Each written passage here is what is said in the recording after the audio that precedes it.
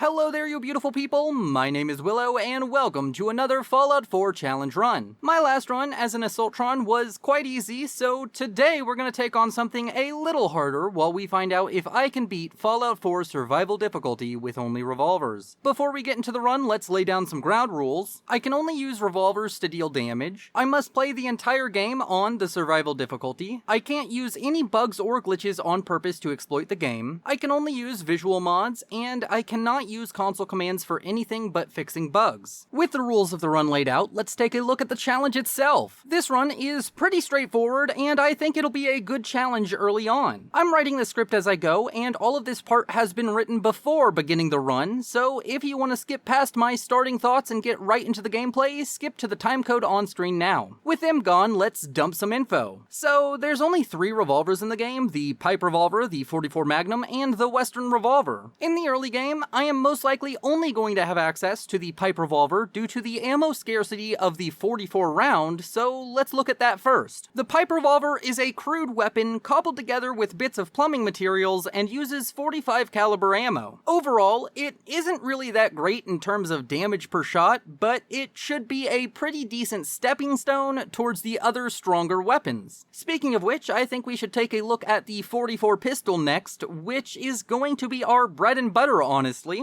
It has really good damage per round, and unlike the Pipe Revolver, it has multiple easy to obtain unique legendaries. I expect it to scale pretty well into the late game, and speaking of that, we should talk about the last revolver on our list. The Western Revolver is one of the rarer guns in the game, with only 2 locations you can guaranteed get one. They both happen in Nuka World, so we're gonna have to go there if we want to get it, but theoretically, it's the best revolver in the game as it has the highest base damage per shot, but there's no unique legendaries, so it may be outpaced by some of the possible uniques of the 44 pistol. I'm not sure if the Western Revolver even drops as a random legendary, but if it does, I really hope we see one in this run. Alright, that's enough blabbering on about the weapons, let's get into the action. Comment down below if you think I can beat this run. I think I can, but the early game will be rough. We start the run in our pre-war bathroom, where we craft our grizzled gunslinger before sitting in a chair for a while until one of them annoying city folk comes to our door trying to swindle us out of our money. He claims it's free, but I have my doubts. Either way, I know the missus would be cross with me if I turned down a free ticket to surviving the apocalypse again, so I give him my name and tell him how special I am. I go with a build based around VATS, with 1 in strength because my big iron is all the strength I need, 5 in perception for increased accuracy in VATS, 1 in endurance because I'm a wet noodle, 1 in charisma because words be hard, 1 in intelligence because I forgot to read books, 10 in agility for the best quick draw in the east, and 9 in luck because I found a 7-leaf clover. After the city slicker leaves, I go check on my pride and joy Sean before the old visual radio makes my head spin when it tells me the world is turning with infernal machines of absolute destruction. I sprint out of the house and up a hill and am told to stand on a big metal platform. I do so, and out of nowhere there's this huge flash of light behind me as the ground shakes and we start to fall into a hole in the ground. I'm then told I need to clean up and get into a pod. I don't know why they don't just run a hot bath, but I oblige them and get inside, where I get frozen for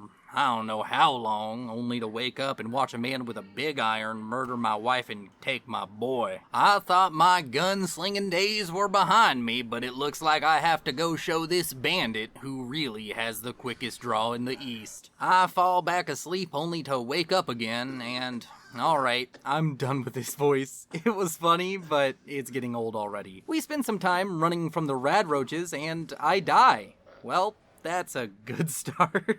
I try again, and this time don't mess up running from the bugs, and after losing the Radroach's attention by hiding in a puddle, I grab a Pip-Boy and open the vault door, which is still a very fun animation to watch if I'm honest. I ride up the elevator to the surface and head over to Sanctuary, where I build a water purifier and generator before taking a nap and talking with Codsworth. He runs around killing bugs while I supervise before telling me to head over to the local city to find some people. people. I then head across the river and find myself a 44 revolver with 5 rounds of ammo for it. I'm then really surprised when a bunch of mole rats attack me out of nowhere, and I don't want to use any of my precious ammo on them, so I run over to the Red Rocket truck stop where Dogmeat deals with them, and I want all of you all to go into the comments right now and tell him what a good boy he is for it. While you're down there, make sure to like the video to help it in the algorithm, and subscribe if you haven't already. With all mole rat related issues sorted, I think it's time to decide where I'm gonna go next, and I think Concord is still probably my best choice. I make my way there and see a man dressed up like one of our forefathers using some kind of crank musket to blow away some raiders with lasers. I decide to help him and use up all 5 of my rounds of ammo in the process. I then take the loot from the raiders and go meet Trashcan Carla, who I trade with, but unfortunately she wasn't selling a pipe revolver, so I sleep at the billboard beside her and then head over to the diner,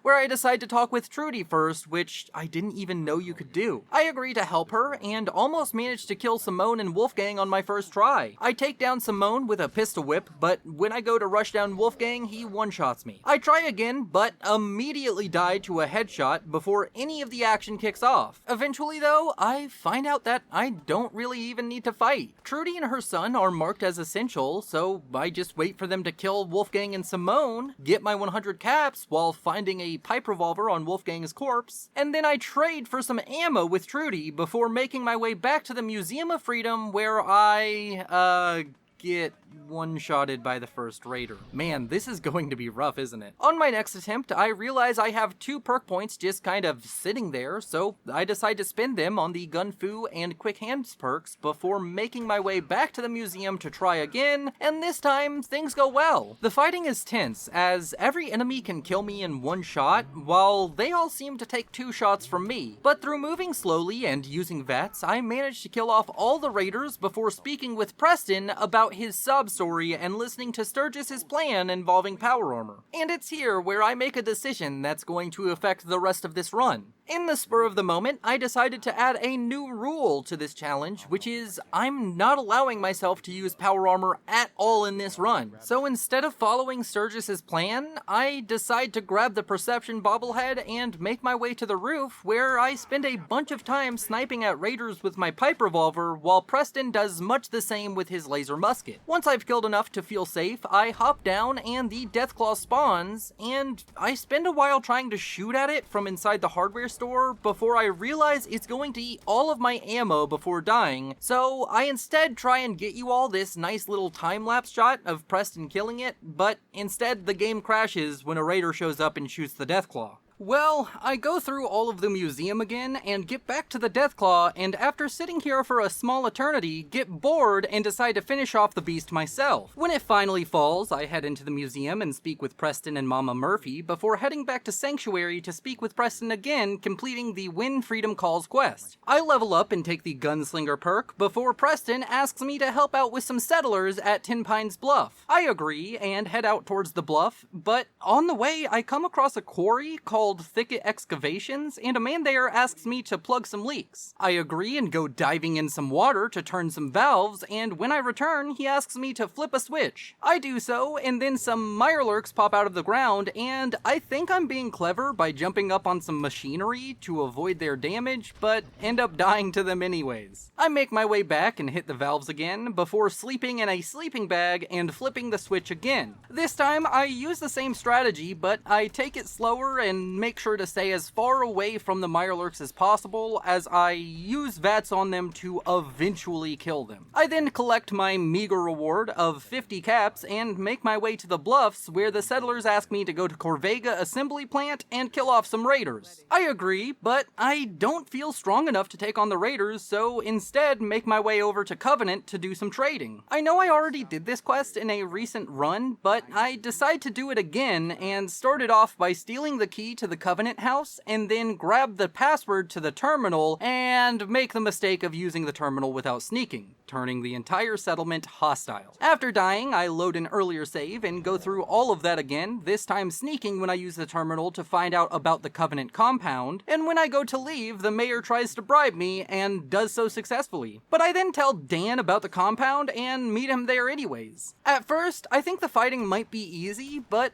end up dying, and I think I'll have to leave this until later, so I make my way to Bunker Hill. On the way there, I find a merchant named Stash and level up. I take the Idiot Savant perk before encountering some raiders on the way to Bunker Hill and die. Well, I try again, and this time accidentally anger a Mirelurk hunter and die running away from it. Well, third time is always the charm is what I've been told, so I try again, and this time a dog kills all of the raiders, and I kill the dog, which clears my path to Bunker Hill. Awesome! Alright, so this run has already been really rough. The pipe revolver really isn't doing so great, and I'm so squishy that I feel I need some levels, so 44 rounds will be in merchant inventories, so I can use the 44 pistol. So I head back to Sanctuary and scrap all of the wood and metal objects so I can make a few hundred wooden and metal shelves, leveling us up another 3 times while taking the Grim Reaper Sprint, Critical Banker, and second rank of Gunslinger perks. I'm now out of wood and metal, so that's all I'm going to get for now, so I figure I may as well make my way over towards Corvega, and when I arrive, I decide to play it really slowly by sleeping at a bed on an overpass near the factory, and then sniping off the raiders one at a time. Slowly but surely, all of the raiders fall one by one until I can't hit anymore from the overpass. I then sleep again to save and make my way to the roof of the complex, killing a couple more raiders along the way, only to die to the last raider outside the factory on this tower. Luckily, my save meant I didn't lose too much time, but it was still frustrating. I go through and kill off all of the 3 remaining raiders outside without issue, and after spending a bit of time looting, I make my way inside and die pretty much instantly to a frag grenade. This feels rough, but I think it's doable. On my next attempt, I do a little bit better, killing off a handful of raiders inside, but take too much damage and decide to leave the building, and they spawn on top of me. I really hate when this happens in any Fallout game because logically they are all on the ground floor and would have to spend at least 30 or 40 seconds running up to the door before exiting, but no, they just teleport outside the same time I do, and I die. Either way, my next attempt goes swimmingly. It takes me 20 minutes, but slowly I clear out all of the raiders, and I know I only have to kill the leader, but I really want the experience because I am beelining to level 17, where I can buy 44 rounds reliably from the merchants that sell weapons. After slogging through the dozens of raiders, I make my way to the final room and proceed to use a crit to kill Jared, and then pick off the turrets and raiders one by one until the factory falls quiet and I can safely exit into the Commonwealth, and holy crap, the raider outside scared me so badly. But luckily, we deal with him and I make my way back to the bluffs where I tell the settlers that they are free of the raiders' aggression, and they thank me. I then return to Preston and become General of the Minutemen, and things are going really well. He gives me another quest to help a settlement, but I feel it's time to finish off the entire thing we started with Honest Dan and the Covenant compound, so I head out to the compound with Dan and manage to fight my way through the scientists and guards there.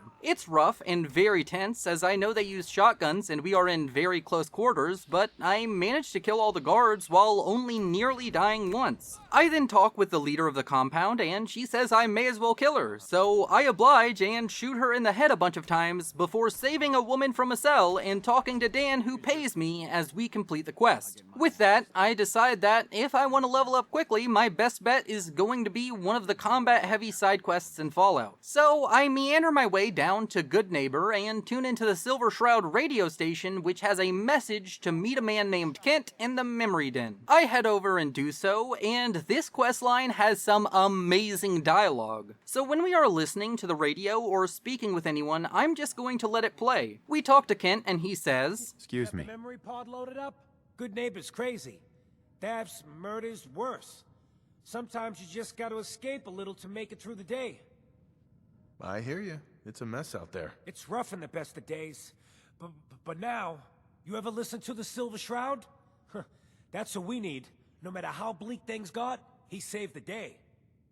My family and I used to listen to every new episode. You mean when they first aired? How? The last broadcast was hundreds of years ago. I was in cryogenic storage for a long time. I only just woke up. Oh man, that's amazing! You're just like Mr. Abominable from episode 83. Wasn't he a caveman? Yeah, that's the one. They found him in an iceberg off the harbor. Boy, if you just woke up. The world these days must take some getting used to. It seems like people are finally rebuilding and recovering from the nuclear war. Maybe in some parts, like Diamond City, but over here, we got a ways to go. I got a question for you. What if the Silver Shroud was real, with his black trench coat and gleaming silver submachine gun? I got a plan to bring him to life, so he can fight bad guys and give the rest of us a symbol of something better. Good on you for trying to make the world better. I just have to do something, you know? I've built my own custom machine gun, even better than the one in the show. But to make this work, I still need the most important piece. The genuine Silver Shroud costume herself. And they actually got one here in Boston. They made it for the TV show. Will you help? I'll get the costume for you. You're gonna do this? For real? Before the bombs fell, they were filming the Silver Shroud pilot over at Hubris Comics. So that's where you'll find it. You're the best. Well, that sounds like a lot of fun, so let's go down to a comic book shop and get the best cosplay outfit of all time. I make my way over to Hubris Comics, and oh my, this dungeon is really rough for me. I end up dying over and over and over and over, and I think you get it. These ghouls are absolutely destroying me. Despite being the only enemy type in this dungeon, their pathfinding in this area is horrible. So instead of being able to sit back and let them come to me, which is how I like to deal with ghouls, I keep on having to approach rooms with ghouls, and they attack so quickly that I end up walking into a doorway and being one-shot over and over. It's really a brutal dungeon, and the only way I clear it is by cheesing the final ghoul, a glowing one at the end, by noticing he's standing behind a backdrop with his little feetsies all exposed. So I shoot him in the ankles while he stands there oblivious until his legs fall off and gives me a clear shot to shoot at his torso. I unload a bunch of rounds into him while he lays there and then clean up the last two ghouls and grab the Silver Shroud costume before returning to Kent and speaking with him. I got your costume, Kent. And some other goodies you might like. There she is, pretty as the posters. The Silver Shroud costume herself. And memorabilia too? You're something else.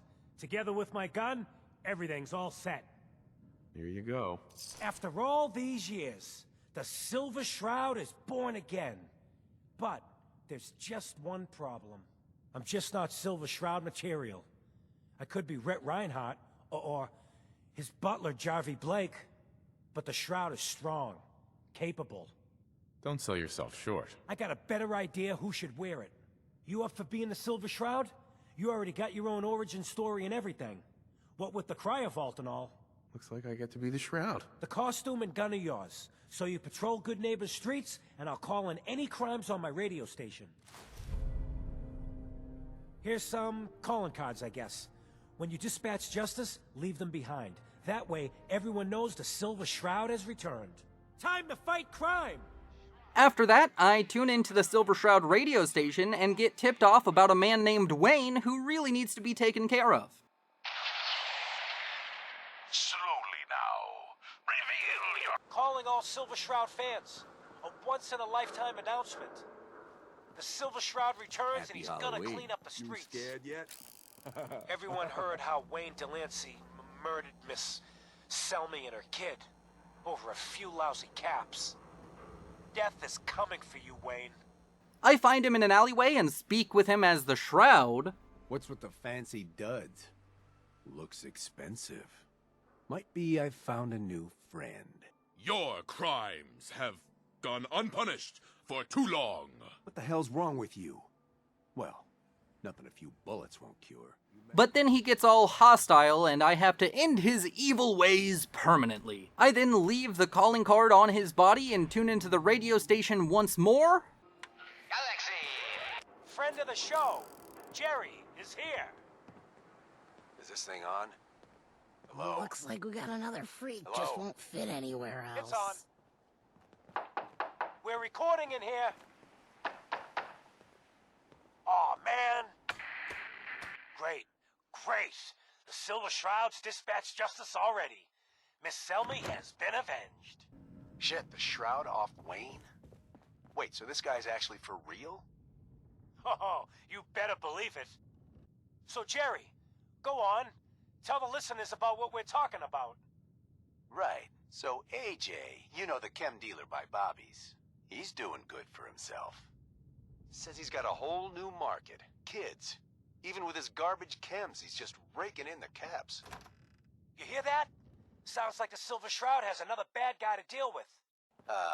Why? This Shroud guy, he's gonna muscle in on the chem trade now? No, he's gonna do something about it. AJ's selling to kids, and his chems have killed people. Hey. What, you And? dry? I Head don't over get to it. the third rail. I've got a weapon here for every Can't let AJ kill situation. kids. Whatever. Well, I can't have chems being peddled to kids, so I go over to another alleyway and confront AJ as the Silver Shroud. Hey, look at the clown. This is my turf, clown. And I don't appreciate what you call 'em's trespasses. Peddling poison to kids, are we? Today, you face the Silver Shroud! Who you say? Oh, for Christ's sake. Did Kent put you up to this? He keeps moaning about the poor little kids. What the hell, right? Tell you what. I'll pay you, let's say 50 caps just to shut up about it. And, maybe get Kent off my back, all right? Stop selling to children, a miscreant, or face my wrath. Screw you. Waste the freak. And we die pretty quickly after he tells his bodyguards to kill us. I try again and die again, but you know what they say, third time's the charm, and we clean up the streets before leaving a calling card and heading to the local hotel to book a room to sleep. On the way there, we listen to the radio once more.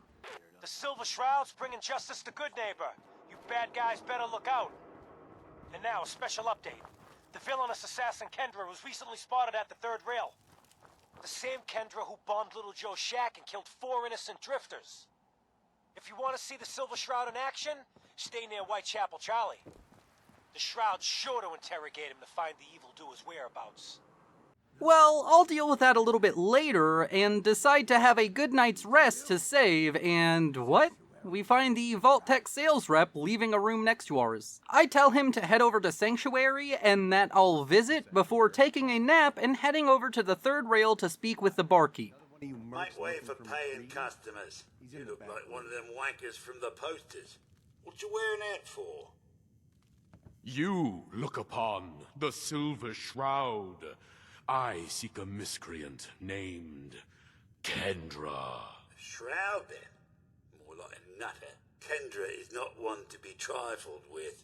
People associated with her have a habit of being found face down in a ditch. If you're set on meeting her, for a fee it can be arranged. It is not wise to stand between the Silver Shroud and righteous justice. Justice? You mean to end her? In that case, her flat's just south of Good Neighbor. Water Street Apartments. Look out for the blighters she's got with her. Nasty piece of business, that. Good luck. Well, I guess we should head over to those apartments, and when we arrive, I die to the first 2 raiders inside. Well then, I try again, and this time things go smoothly. I kill off all of the raiders, and take a nap to save before speaking with Kendra. You must be Kendra. And you're the crazy one in the costume. Wayne Delancey's. You have no idea who you're dealing with. I do so like it when the little bug crawls willingly into the spider's webs.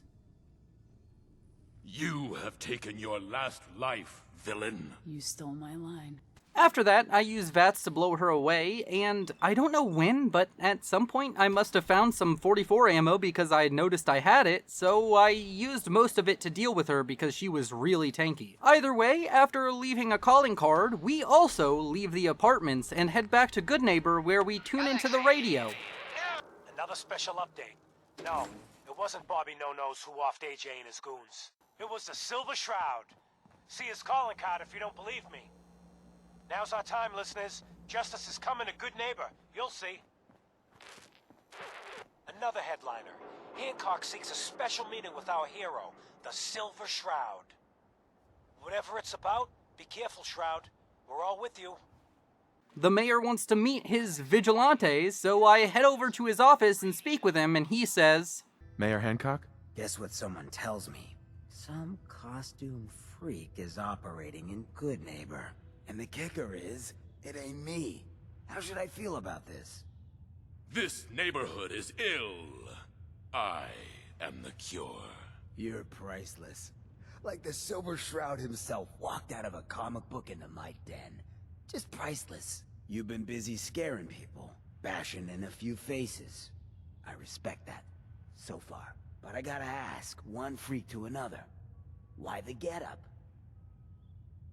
Many have sought to pierce the shroud, to no avail. You just don't stop. Stay you, pal. The lowlifes you took out all belong to the same asshole. And that asshole's planning some old-fashioned revenge on you. You dig? Fortunate for you, I want Sinjin to take a dirt nap. He's taken 2-bit raider outfits and made them scary. Small fish now. But if left alone... He will be judged for his crimes. Trust me, he needs a lot of judging. Got a lead on 2 of his own. Smiling Kate and Northy. Smiley is gathering a posse to take you out. And Northy is just running scared. Hired himself some goons and is holding up in Prospect. Just keep piling those body bags up until you find the location of the big guy himself. Sinjin thinks he's above judgment, but no one is safe from the Silver Shroud. Don't get killed. You deal with Sinjin, and I'm inclined to show you some gratitude. You feel me? Alright, time to deal with Smiling Kate and Northy. I decide to start with Smiling Kate, and when I approach, she says, If it isn't the boy behind the costume. You've been really naughty, Mr. Shroud. Making all my friends so nervous with your calling cards. Taking out Sinjin's favorite toy soldiers. But now it's time to rip your goddamned heart out! before blowing us away with her goons. On my next attempt, I don't give her a chance to speak and use a crit and VATS to blow her away before using VATS to systematically dismantle all of her goons until they are no more. Now, it's time to deal with Northy, and this one was a lot harder. He has hired raiders and bodyguards to protect him, and I die a few times. Eventually though, after many deaths, I managed to kill a couple of the guards and he jumps out of his building, so I hit him with a crit while he runs away, and then have this heated and tense fight with the guards and raiders until I'm the only one left standing. I then head over to where Northy ran to and use VATS to end his evil ways once and for all. With that dealt with, I head back to the memory den to find Kent, and when I get there, I find Irma, who tells me, "Hey, Irma." Oh, it's you. Oh, sugar. I told Kent all that hero stuff was going to get you both killed. Oh, God. Oh, God. Calm yourself. The Shroud is here to help. Please, stop. That's what got Kent into trouble in the first place. A dozen raiders barged in and snatched him. When they took him away, they left you a message. Just listen to Kent's radio station. It keeps playing it over and over again. On your knees, dirtbag. What are you doing? Sinjin, all clear. This is the Shroud's headquarters. So you must be the Silver Shroud's little friend. Yes. If you want to see your friend alive, Shroud, meet me at Milton General Hospital. Don't do it, Shroud. It's a trap. Save yourself. Ah! Oh! Oh my God! Do it, Shroud! Do it! On my knee. Ah! Tick-tock, Shroud. Don't keep me waiting. We got business that needs finishing. Oh no, that is not good. I check my map and, oh, that might be an issue. I'm not sure if I can reach the hospital, much less deal with whatever is there, so I'm gonna try, but I'm not sure if we're gonna be able to do it at our current level. When I do try, I do end up dying quite a few times, but I didn't really record it because I didn't know when a fight was gonna happen and it was just awkward, but just trust me when I say this was an absolute nightmare. After dying a bunch of times, I found a relatively safe route and I do reach the hospital that Sinjin is holed up at and enter to find out that this is somehow the easiest combat section of this questline. Seriously, the only thing easier than killing off all the raiders was killing Wayne, which wasn't even really a combat section since he never fought back. Well, that was a pretty deflating ending, but we get this awesome set of dialogue with our final confrontation with Sinjin. I want to talk with you! I'm gonna say it again. Hold, assholes. Anyone turns heel, I'm coming for you and your family. And you, Shroud, you step any closer, and we get to see what's inside Kent's head. You shield yourself behind an innocent. You are craven, Sinjin, and you shall fall before me. Don't talk to me like that. Some of these losers think you're some sort of legend. Like you walk straight out of a comic book. But you and I know, you're human, and you're weak. You came here, and for what? Your little sidekick? I have cut a path through all your thugs. Who can truly say I'm not the Shroud? Don't listen, man.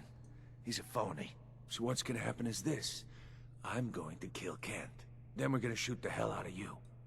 Nothing's gonna be left but paste. Then, I'm going to Good Neighbor and kill every last worthless bastard there and burn the whole thing down. No one screws with Sinjin.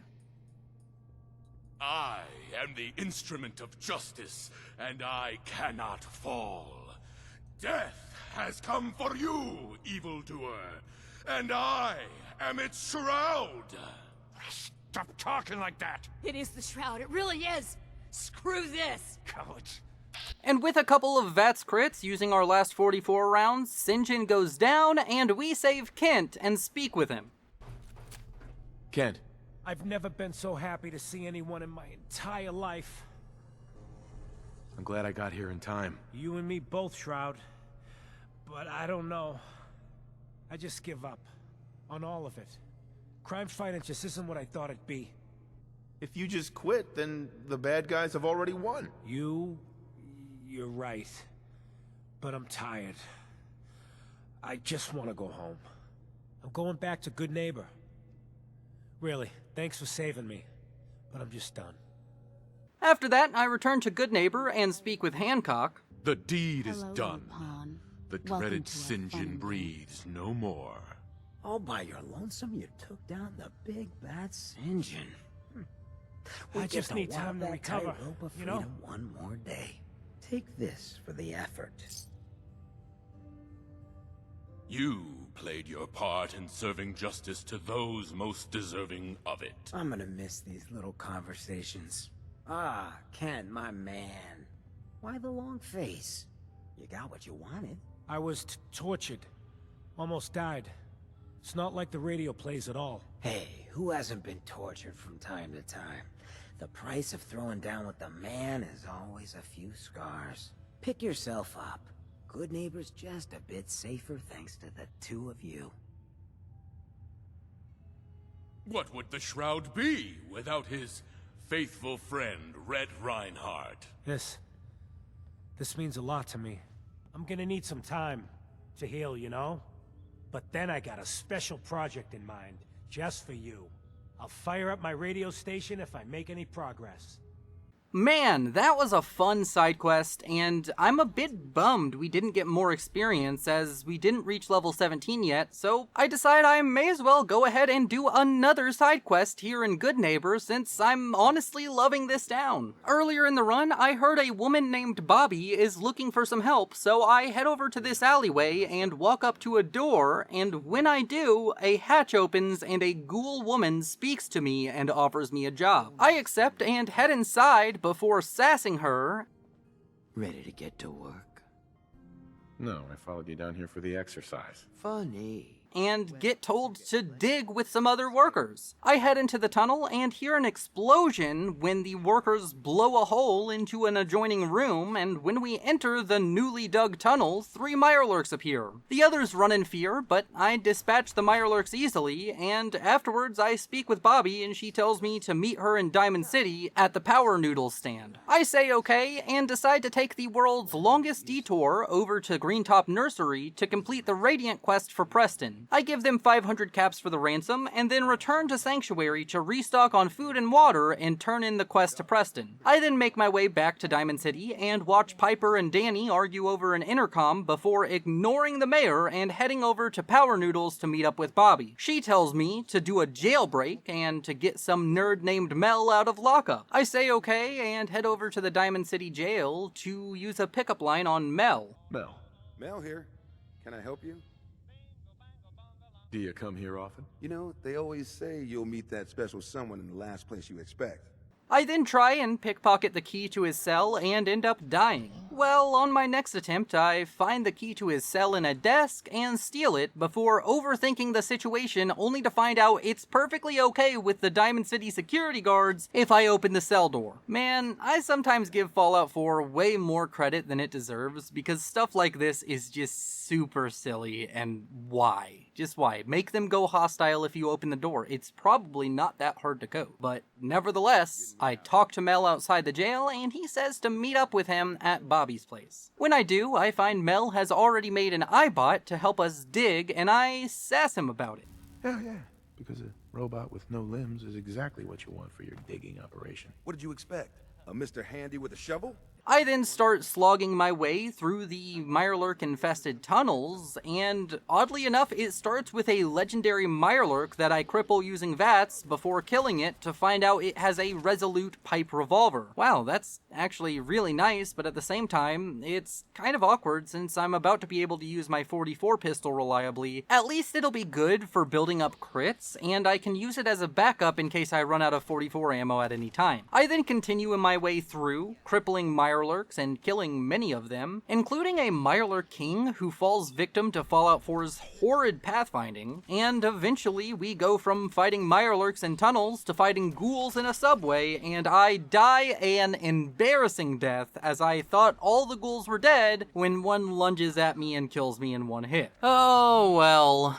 I go through all of this combat again, killing everything over again, and this time we get a lot further, as the combat isn't hard, but it's slow. Unfortunately, I end up falling prey to the pathfinding just like the Mirelurk King earlier, as I try and run away for the NPCs with me to block my escape from some ghouls. This made me rage so hard, and I quit the run for a few hours before returning to the slaughter that is this combat section, only to die a few more times, but eventually I managed to calm down and meticulously deal with what felt like all the enemies underneath Boston before our little heist crew comes into a room and Bobby says we are underneath the strong room. Mel says that doesn't make sense and I suggest just blowing a hole in the roof to find out. Bobby and Mel agree, so all 3 of us exit the room and wait for the iBot to blow the ceiling, and in the process, the robot dies. I then enter the strong room and we find Fahrenheit, Hancock's bodyguard, on a raised platform. She then reveals that we just dug into Hancock's strong room, not some Diamond City strong room, and after a short conversation, I tell Bobby she has to pay for deceiving me, and we fight. I use multiple crits on her face, but it doesn't even come close to killing her before she kills me. I then proceed to die a couple more times to this surprisingly sturdy ghoul woman before I decide to load up on some psycho and use 3 crits back back to back to back to only barely kill her with a hipfire shot after my 5th round in VATS. Man, she was hard to kill, and our reward for all of this suffering is the Ashmaker, which I think is a somewhat subpar unique, as the minigun is kind of bad in Fallout 4, and the incendiary effect doesn't even stack, so it makes no sense to have it, but oh well. I then speak with Hancock, who is just begging to come along with us, but I turn him down and we've completed the quest. Alright, it's about time we start the story, and honestly, I plan to rush the story. But first things first, we are level 17 now, which means we can get 44 ammo reliably. I spent about 5 hours of my life refreshing various vendors around the Commonwealth and buying 44 ammo by the handful. It takes forever and eats up most of my caps, but we now have over 400 rounds of 44, which should make this run a whole lot easier. With my newfound weapon freedom, I decide to make my way over to Park Street Station and test out the 44 on the faces of some mafiosos. The fighting in this section isn't easy, but it doesn't give me too much trouble. The biggest thing I have to be aware of is just how frail I am. A single burst from a submachine gun and I could be toast. So I take it slowly and use my big iron like a sniper rifle. I go for long range headshots, and when they get close I just retreat or use VATS to kill them. I do end up dying when a triggerman manages to close the distance and fill me full of lead, but after that, I go right back at it, and this time change the angle I approach the fight from to remove the amount of cover they could use against me. I then enter Vault 114 and start cutting my way through the Mafia one room, corridor, or cavern at a time. The fighting is very tense despite being kind of slow, and I'm actually quite proud of how many long-range headshots I've been landing with only iron sights, as in general, I'm not that great at shooters, but today I'm killing it. But that's enough tooting my own horn, as I've now entered the Vault Auditorium and land 3 really nice shots on Dino to fell him before taking a nap and saving a man with great fashion sense. He agrees to help me find my son if I get him out of the vault, so together we fight our way through the triggermen until we reach the vault exit, where I decide that talking is boring and starting gunfights is fun. So by using VATS to kill Skinny Malone and his 2 triggerman buddies, I kick off the fight only to end it with a good old-fashioned pistol whip on Darla. After taking a picture in the dead woman's dress for my channel members, I head outside the metro station and speak with Nick, who tells me to talk with him at his office. So I head to Diamond City and get absolutely stun-locked when I trade with Arturo, and he has over 40 rounds of 44 ammo, which is triple what I've seen on him before. I quickly buy it and then make my way to Nick and skip through his dialogue, as I've heard it more in the past 3 months than I'd like to. I then go to the mayor's office and steal a key to Kellogg's house. Kellogg is the mercenary who killed our wife and stole our son in Vault 111, and then head over to his house and enter it, only to find out he has a nasty habit of cigar smoking that's going to lead to his death. I then ignore the quest marker telling me to follow Dogmeat, and instead make my way out to the Sunshine Tidings Co-op, where I kill some ghouls and build a radio station to make Preston happy. I then go to talk to Preston, and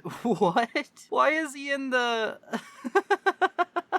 Apparently a bed somehow got built in the ceiling of this house in Sanctuary, and Preston is sleeping on it. I build some stairs to the roof and go talk to him so he'll get out of bed, but before I can get inside and talk to him, he tries to go back to bed again and floats up into the ceiling of the house to do so. I'm dying laughing when this is happening, and eventually manage to talk to him and scrap the bed before he tries to sleep again. Now that I've completed the quest, it's time to head over to Fort Hagen and kill an old guy, so I enter the fort and my first attempt goes poorly. I don't know what it is with this dungeon in particular, but it feels like every run I just walk in here and die immediately on my first attempt, and then the second attempt I clear it in one go with no issue. Well, that trend follows, but this time there's a twist. On my second attempt, the game decided to turn into a jump scare horror game as I went through the entire fort without dying, but had multiple moments where something scared the crap out of me. The first was when I came down some stairs and a synth just popped around the corner right right when I got there, so I panic and use VATS to kill him. The next is when this Protectron that was friendly with me randomly decides to do a 180 and start shooting me for no reason. After that, the last two synths in the main fort jump out from around a corner to scare me. And last but not least, I'm walking through this dark hallway and get almost to the end of it when I see these cold, dead eyes staring at me from around the corner, and then have to blow the head off a synth for being a damned creep. Maybe these aren't so scary when you're watching, but for me, I was having many heart attacks. With all that said, we reach Kellogg, and through the clever tactic of using banked crits, I managed to kill the big iron wielding baddie with my only slightly less big iron in order to steal his gun and a part of his brain. I then head back to Nick and Piper, and they come up with a scheme to use Kellogg's brain to find a way into the Institute, and to do so, we need to go see Dr. Amari in the memory den. I think this idea is wonderful, but I have an even better one. I decide to head over to the western border of the Commonwealth,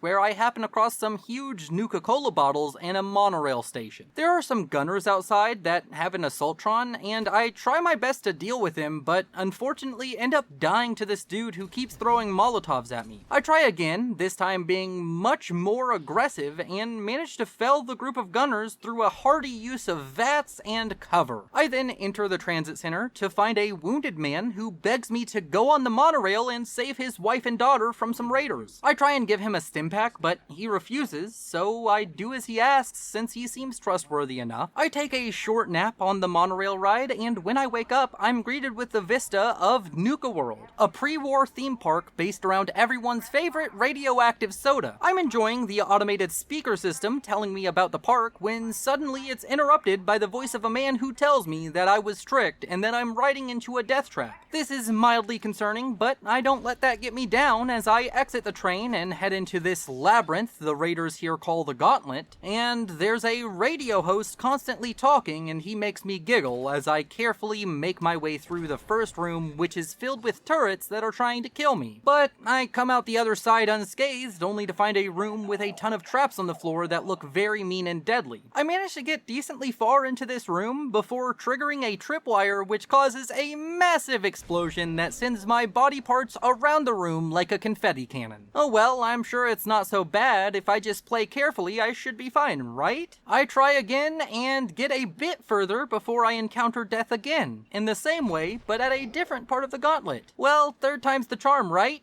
It has to be, as I try again and valiantly die again to a landmine that caused a chain explosion of vehicles and other landmines. Alright, I am done with this bit of believing in myself. Here, have a death montage as I tell you about all of the wonderful buttons below this video. If you look now, you may see a red button that says subscribe. If you do, you should click it and turn it gray. There's also a little thumbs up icon, and if you click that one, it'll turn blue. How cool is that? Oh, and how could I forget the join button? If you click that one, you can see the perks and benefits that my channel members get, and through the power of money, you can get them too. Alright, enough shilling. Let's get back to this gauntlet, which really crushed my soul. I died over 30 times, and only recorded 8 of the deaths because I kept dying at the same sections over and over, and I don't want to have 50 gigabytes of recordings of me dying in a challenge run because that's just depressing to look at. And I know you all don't have to look at it, but I do. Here,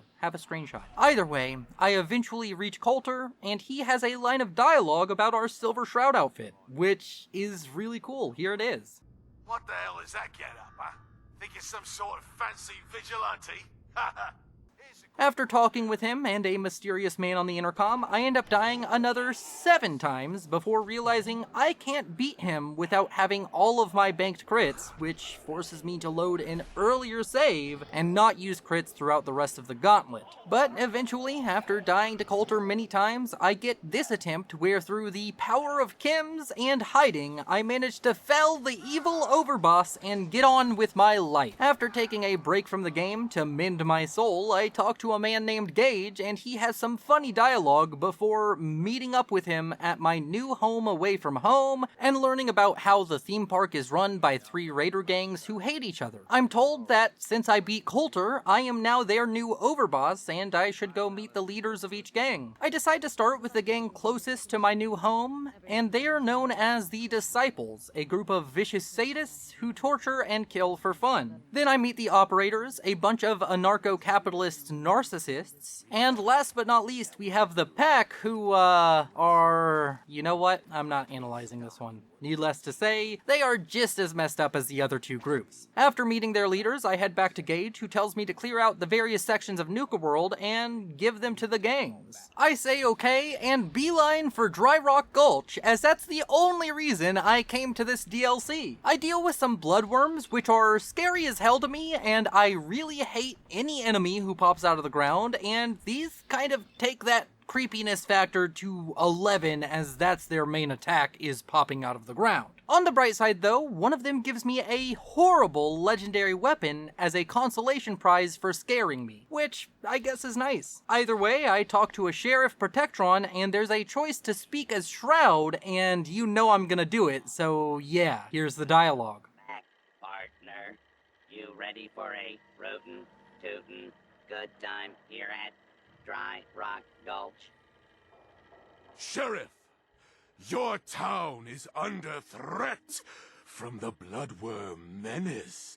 But fear not, for I am the Silver Shroud. Well, now we got ourselves a genuine celebrity. Howdy there, Silver Shroud. We could sure use your help. I don't know about this bloodworm menace y'all are talking about, but we got ourselves a bunch of no good outlaws holed up in Mad Mulligan's mine. Dastardly villains taken root in the mine, you say? They shall face my terrible justice.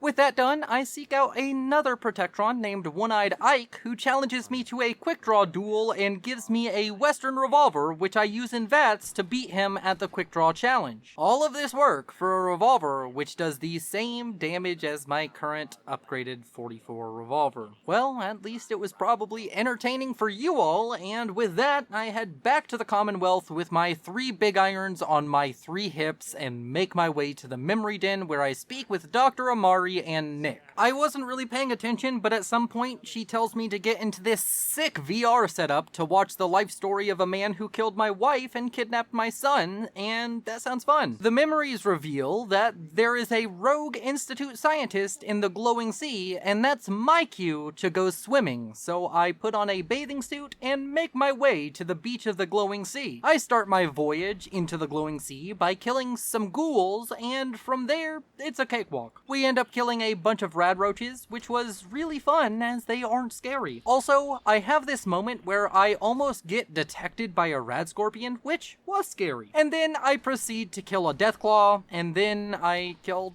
another Deathclaw, and that's how we reached Virgil's cave. I skip through his dialogue where he tells us to go kill a courser, and then proceed to ignore his instructions and make my way to the Starlight Drive-In because I need to do some Radiant quests. I go there, kill some mole rats, unlock a door, and build some stuff. I then head off to County Crossing, since we have another Radiant quest from Preston to help them, and they tell me to go kill some raiders nearby. I head off and fight some criminals, and honestly, this fight was fun. None of the raiders are super threatening to me, but they do force me to focus on positioning and making the most out of my VATS shots. I also had this funny moment, well, funny to me, where I kill the raider leader and then just immediately turn around and walk away, ignoring the other raiders in the room. After dealing with their leader, I return to County Crossing and they join the Minutemen. And with that, it's time to talk to Preston and turn in these quests. After going through the normal turn-in dialogue, he tells me that the Minutemen have a logistical problem and the obvious solution is to go take over a fort that's located in one of the most hostile areas near Boston and is currently infested with mirelurks, including a queen. You may ask why this is the obvious choice, and so did I, and the explanation is great. great. It has a big old radio tower. I love the castle, don't get me wrong,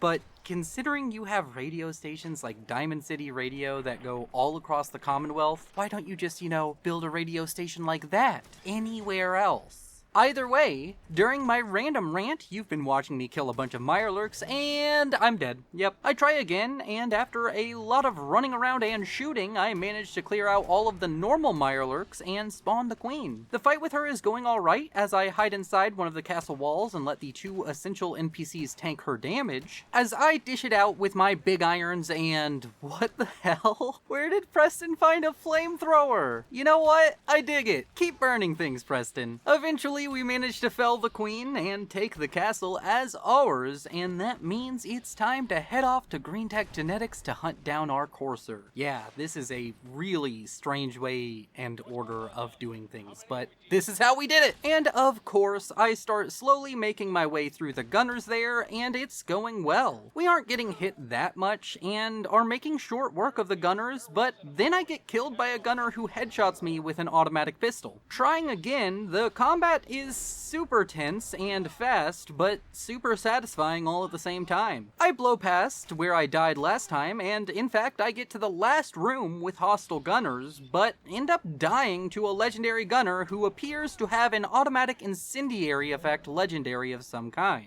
Nevertheless, third time is the charm, and I managed to clear out the last of the gunners in Green Tech. I head up the elevator to face the courser, but decide, no, I don't want to fight him this time. Instead, I head back to Sanctuary and talk with Mama Murphy, making a joke at her expense. I hope the color of my energy is blue. Before she asks me for some jet. I agree and then go find her some jet, and when I give it to her, she has this to say. Here, 1 hit of jet. You did good. Now, let me ride the high to where the sight wants to take me. I see you, the mighty hunter. Only what you're hunting ain't an animal or a man. It's something different. Maybe something more than human. But what's this? I see a man in a white outfit standing over your prey, and he says something. It's hard to make out, but I'm trying, kid. He says Z247, initialize factory reset, authorization code Zeta 53 Kilo.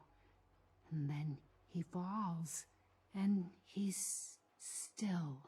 Huh, well, I'll be damned. I head up to the top floor of Green Tech Genetics and tell the courser his recall code before ripping the courser chip out of him and freeing the synth he was hunting. I get a great sarcastic line while wearing the Shroud outfit. Oh, you must not have heard. I'm a superhero.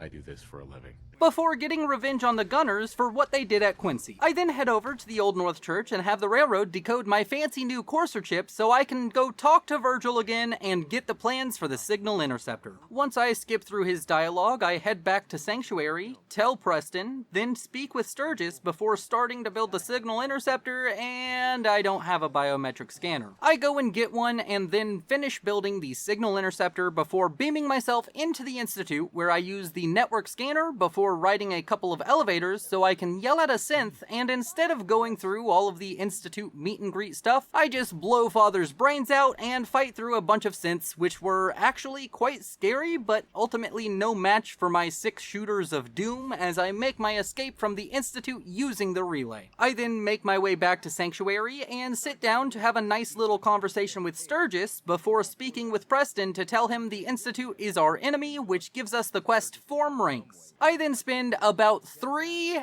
hours recruiting a bunch of settlements for Preston, all the while confused as to why it's not enough since I thought I already recruited enough before starting this quest, only to realize I forgot to do the Old Guns quest. Damn. Well, I head to the castle and speak with Ronnie Shaw, and after a bit of fun involving killing a sentry bot and getting a new outfit, we find the schematics for the Minuteman's artillery. I then promptly build one and get this sick shot of it firing behind us as we complete the quest. I then spend a bunch of time building defenses here at the castle before heading off to speak with Preston, who tells me that things are going good, but that the castle is about to be attacked. So I return to the castle with all of this back and forth and wait for the attack. At first, I try and just get you all some cool shots of the battle as I hide in one of the bunk rooms, but I get bored pretty quickly, and just as quickly, I die in the combat. Well, trying again, it goes the exact same. I got some really cool shots for you all to look at, but I felt the battle was going badly, so I hop out of fancy camera mode, and this time I fight a bit more cautiously. It's rough, and the coursers are so incredibly tanky that I can't take them out quickly. I end up in this cycle where I shoot a few bullets and then have to run away, and eventually I find that the most useful thing I can do is repair turrets and move them to help the others like it's a tower defense game. Eventually though, the Institute attack